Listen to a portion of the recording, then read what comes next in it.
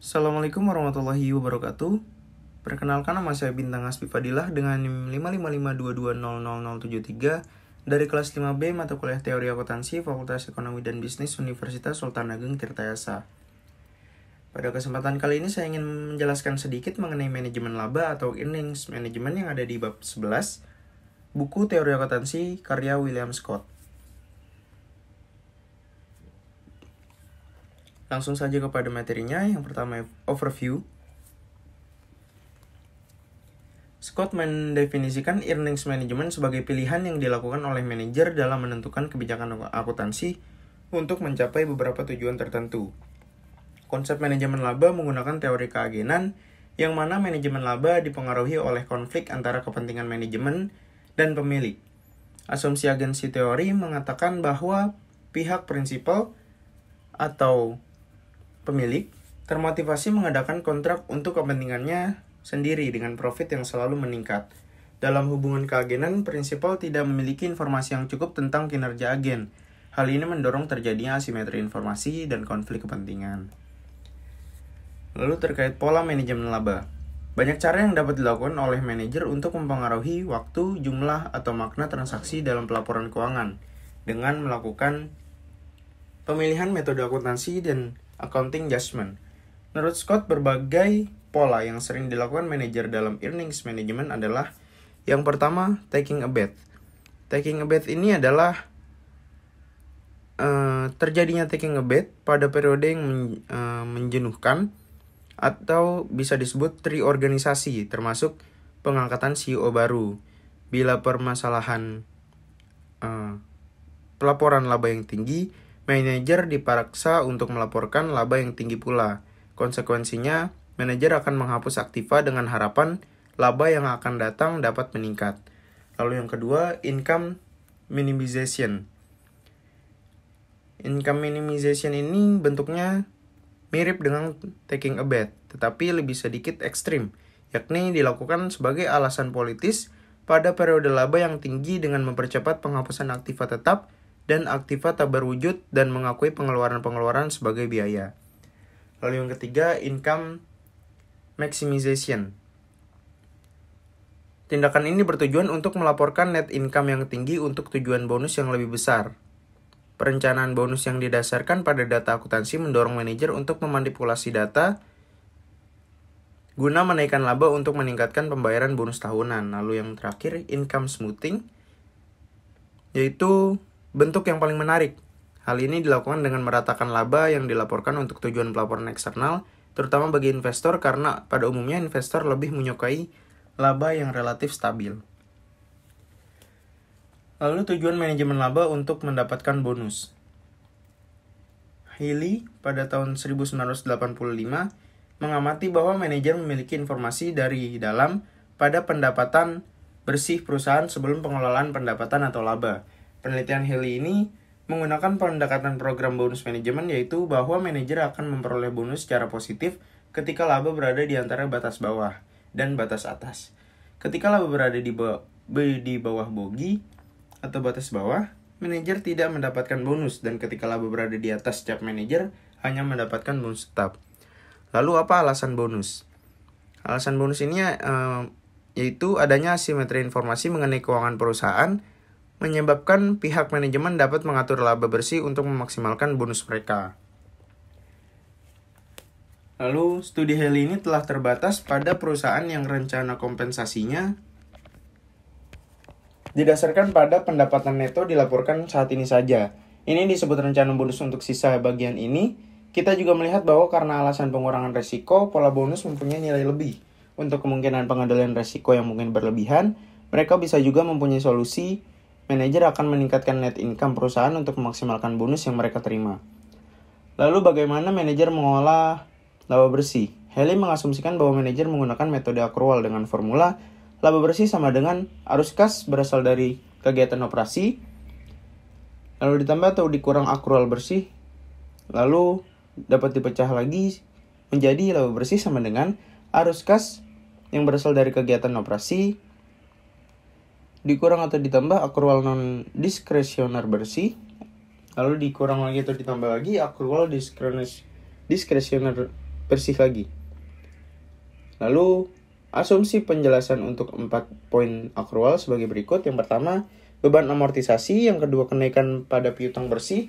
Yang ketiga, kenaikan pada persediaan. Lalu yang keempat, penurunan pada utang usaha dan kewajiban akrual. Lalu motivasi lain pada earnings management. Yang pertama, motivasi kontrak. Ada alasan khusus yang menyebabkan mengapa manajemen laba terjadi dalam konteks kontrak, yaitu baik kreditur maupun komite kompensasi, yaitu komite yang menyiapkan berkas kontrak antara manajemen perusahaan, merasa bahwa upaya mengungkapkan ada tidaknya manajemen laba adalah upaya yang mahal dan membutuhkan waktu. Kondisi ini seakan menjadi pendorong bagi manajer untuk melakukan manajemen laba. Ada 2 tujuan untuk menggambarkan earnings management dari sisi kontrak, yaitu yang pertama kontrak antara manajer dengan perusahaan, dan yang kedua kontrak antara perusahaan dengan kreditur. Lalu selanjutnya, memenuhi motivasi ekspektasi laba investor dan mempertahankan reputasi. Pengharapan dari investor bisa dalam berbagai bentuk dan cara. Sebagai contohnya, kemungkinan bisa didasarkan kepada laba dari periode yang sama pada tahun sebelumnya atau analisa terkini atau perkiraan yang dilakukan oleh perusahaan. Perusahaan yang menawarkan laba bersih lebih besar dari nilai yang diharapkan secara tipikal akan menikmati peningkatan share price secara signifikan, sejalan dengan revisi investor pada probabilitas mereka dari performa baik di masa yang mendatang. Sebagai kebalikannya, maka perusahaan dengan kejutan laba negatif akan mengalami penurunan share price secara signifikan dan mengalami kegagalan dalam perkiraan analisa laba. Tentunya, para manajer yang kehilangan laba yang diharapkan bisa menawarkan penjelasan. Beberapa penjelasan jelas menghadapi masalah perusahaan. Kegagalan memenuhi laba yang diharapkan investor memiliki konsekuensi yang serius. Konsekuensinya memenuhi ekspektasi laba dan mempertahankan reputasi adalah dorongan manajemen laba yang kuat. Selanjutnya yaitu Initial Public Offerings. Initial Public Offerings adalah atau IPO, yaitu menawarkan perdana saham oleh perusahaan yang hendak go public kepada investor yang berminat. Dengan melakukan IPO, perusahaan yang awalnya berbentuk private, maka menjadi perusahaan yang go public. Fund pada tahun 2007, berdasarkan sampel yang berbeda menemukan bahwa manajer mengelola laba yang tinggi untuk tujuan IPO, dan pembalikan akrual berikutnya mengurangi laba di masa depan. Hal ini menyarankan investor secara rasional mengantisipasi kehadiran perusahaan IPO yang melakukan earnings management dan membangun antisipasi ke dalam jumlah yang mereka bayar untuk saham IPO. Lalu sisi baik earnings management. Yang pertama, membuka komunikasi yang terhambat. Konsep komunikasi yang terhambat berasal dari Dembski dan Shepington pada tahun 1987. Dembski dan Shepington ini menunjukkan kehadiran dari komunikasi yang diblokir yang bisa menurunkan efisien dari kontrak agen. Karena agen kemungkinan akan kekurangan perolehan informasi dan berkompensasi dengan bertindak. Jika hal ini terjadi, maka pelaku utama akan menerima insentif untuk mencoba mengeliminasi atau menurunkan blokade informasi. Menurut Gu dan Lee pada tahun 2007, cara untuk mengurangi blokade adalah pembelian saham. Pengungkapan barisan item mengurangi kemampuan manajer untuk menggunakan earnings management untuk mencapai perkiraan. Dengan demikian, kecurangan investor bahwa perkiraan mungkin dinaikkan. Pada konteks ini, earnings management juga dapat sebagai alat untuk mengurangi blokade. Lalu yang kedua, bukti empiris sisi baik earnings management. Subramaniam pada tahun 1996 membagi akrual ke dalam komponen diskresioner dan komponen non-diskresioner.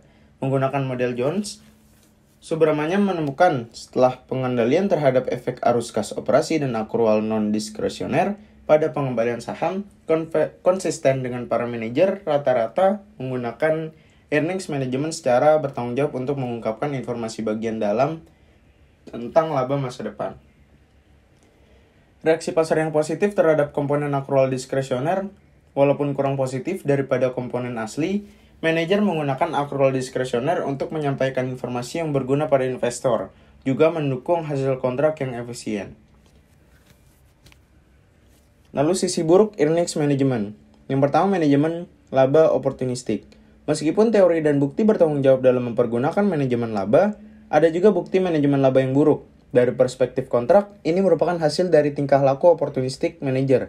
kecenderungan manajer untuk menggunakan manajemen laba agar memaksimalkan bonus mereka. Investigasi mengungkapkan sejumlah motivasi untuk manajemen laba tersebut. Yang umum adalah kedekatan dengan pelanggaran perjanjian utang. Motif lain untuk melakukan manajemen laba yang buruk muncul ketika manajer bermaksud untuk meningkatkan modal saham baru dan ingin memaksimalkan hasil dari penerbitan saham baru. Lalu, apakah manajer menerima pasar sekuritas efisien? Teknik manajemen laba tidak selalu konsisten dengan efisiensi pasar sekuritas. Mereka mengandalkan keterbatasan perhatian investor untuk menjaga tingkat manajemen laba sebagai informasi internal. Laba performa mencerminkan bentuk lain dari manajemen laba terhadap pertanyaan penerimaan manajer atas efisiensi pasar. Manajemen yang menekankan pada klaim laba performa bahwa ukuran ini lebih baik untuk menggambarkan kinerja perusahaan daripada laba bersih GAAP. Namun, ketika laporan laba rugi yang didasarkan oleh GAAP tersedia, pasar yang efisien akan menyesuaikan secara cepat untuk item yang dihilangkan dari pengumuman laba performa. Konsekuensinya, tekanan manajer atas laba performa menyarankan mereka untuk tidak menerima efisiensi. Kebijakan manajemen laba tidak masuk akal jika pasar sekuritas efisien. Konsekuensinya, manajer yang terikat pada hal tersebut, mereka seharusnya tidak menerima secara penuh tentang efisiensi. Lalu, apa implikasinya bagi akuntan? Implikasi bagi akuntan yang ingin mengurangi manajemen laba yang buruk, bagaimanapun tidak menolak efisiensi pasar, tetapi untuk meningkatkan keterbukaan. Pengungkapan penuh membantu para investor untuk mengevaluasi laporan keuangan, sehingga mengurangi kerentanan mereka terhadap bias perilaku dan mengurangi kemampuan manajer untuk mengeksploitasi tata kelola perusahaan yang buruk dan inefisiensi pasar. Cara lain untuk meningkatkan pengungkapan mencakup pelaporan dampak pada pendapatan inti yang secara umum membantu investor dan komite kompensasi untuk mendiagnosis kelemahan item. Lalu kesimpulannya, manajemen laba adalah pemilihan kebijakan akuntansi oleh manajer untuk mencapai tujuan khusus. Terdapat dua cara yang saling melengkapi dalam berpikir tentang manajemen laba. Pertama, perilaku opportunistic management untuk memaksimumkan utilitasnya dalam kompensasi, kontrak, dan cost politik. Lalu yang kedua, perspektif kontrak efisien ketika manajemen laba dilakukan oleh menguntungkan semua yang terlibat dari kontrak. Berbagai bentuk manajemen laba seperti taking a bet, income smoothing, maksimalisasi atau minimalisasi pendapatan dapat dilakukan oleh pihak manajemen dengan memanfaatkan peluang yang ada dalam standar akuntansi, seperti penerapan kebijakan akuntansi atau pemilihan metode akuntansi yang digunakan. Adanya kemungkinan manipulasi ini karena adanya fleksibilitas yang diberikan oleh GAAP dan karena sulit untuk menekankan pelaporan keuangan yang fleksibel. Dan mungkin itu saja yang bisa saya sampaikan sedikit mengenai manajemen laba pada teori akuntansi. Semoga bermanfaat, kurang lebihnya mohon dimaafkan. Wassalamualaikum warahmatullahi wabarakatuh.